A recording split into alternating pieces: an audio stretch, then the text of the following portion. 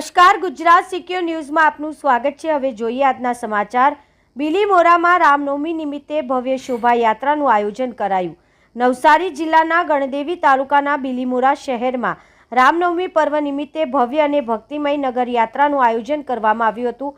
Hindu licence સંગઠન દ્વારા આયોજિત આ નગરયાત્રા શહેરના પ્રાચીન રામજી મંદિરથી પ્રારંભ થઈ હતી। નગરયાત્રા દરમિયાન ભક્તો મોટી સંખ્યામાં જોડાયા હતા અને ડીજેના તાલે ભક્તિ ગીતો સાથે સમગ્ર બિલીમોરા શહેરના મુખ્ય માર્ગ ભક્તિભાવથી ગુંજી ઉઠ્યા હતા।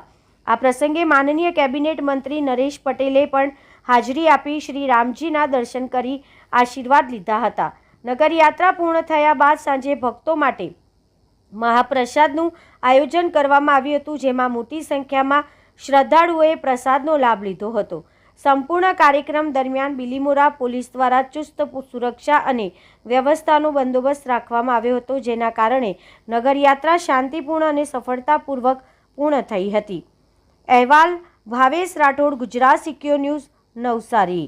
જય શ્રી રામ હિન્દુ લાયન્સ સંગઠન અને આ શોભાયાત્રા દર વર્ષની જેમ આ વર્ષે પણ દેસરા રામજી મંદિરથી થઈને સ્ટેશન રોડ, ગંગા માતા મંદિર, ત્યારબાદ ઓવરબ્રિજ, ગોહરબાગ અને આતલિયાથી પરત ફરીને સોમનાથ મંદિરમાં સમાપન છે અને ત્યાં ભવ્ય ફાયર શોનું અને ગરબાનું પણ આયોજન છે। આ જે શોભાયાત્રા છે એક ઉદ્દેશ્યપૂર્વક કાઢવામાં આવે છે।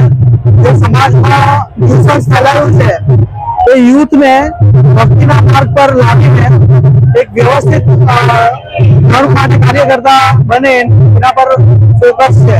હિન્દુ લાયન્સ સંગઠન કોઈ પણ કાર્ય કરે એનો એક ઉદ્દેશ્ય હોય છે। જેવી રીતે હિન્દુ સમાજ નવરાત્રી, હિન્દુ સમાજ ક્રિકેટ ટુર્નામેન્ટ, આદિવાસી વિસ્તારોમાં જે કાર્ય કરીએ છીએ તો દરેક કાર્યનો એક ઉદ્દેશ્ય હોય છે અને ઘણા બધા ભજન મંડળો થઈને આ એક પ્લેટફોર્મ પર આવે છે જે હિન્દુ લાયન્સ પ્રોવાઈડ કરે છે।